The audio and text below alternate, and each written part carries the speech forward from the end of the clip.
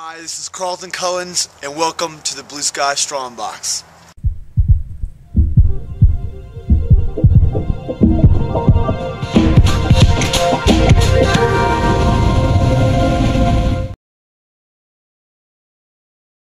Hey, this is Carlton Cullins with the Blue Sky Strongbox here in Austin, Texas, and this week I want to attempt to talk ever so briefly about the many variables of exercise, workouts, and routines, and all that kind of stuff. I get a lot of questions. I want to try to help clarify people on what exercise to do, how many days a week, how many reps, sets, all that kind of stuff, because there's a lot of confusion. I'm going to do my best to simplify things for you, because when all else fails, just try to keep things simple. But understand that I'm not going to be able to cover everything. This is just a good place to start for most people. So it's going to work well. But keep that in mind. What works well for one person might not work well for somebody else, and it might not work well for you. So keep that in mind. And such as anything in life, particularly when it comes to exercise, you get out of it what you put into it. So if you want a lot out of a particular exercise or exercise routine, put everything you've got into it and do it right.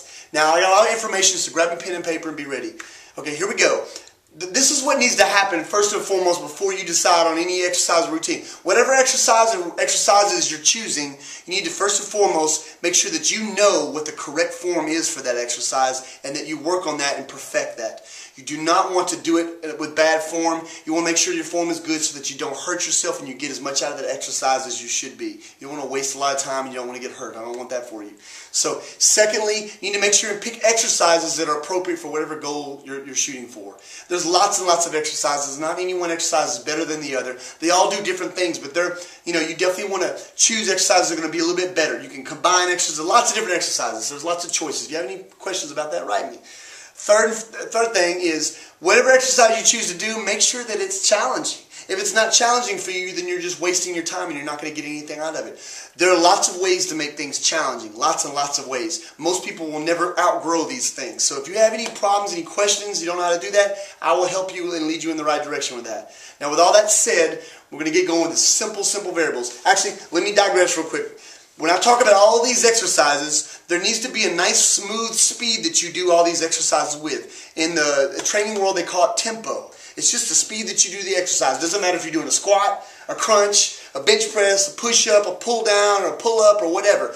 All the same. You have no business doing fast, crazy exercises. I see that at the gym all the time. That's for athletes and for very trained people. Most people have no business doing that. Going super slow is mainly for bodybuilding, maybe strength training, and it's probably not going to be for the average person. All it's going to mainly do for most people is make them very sore. What I want you to shoot for is a medium tempo. I like to use a 1-1-1.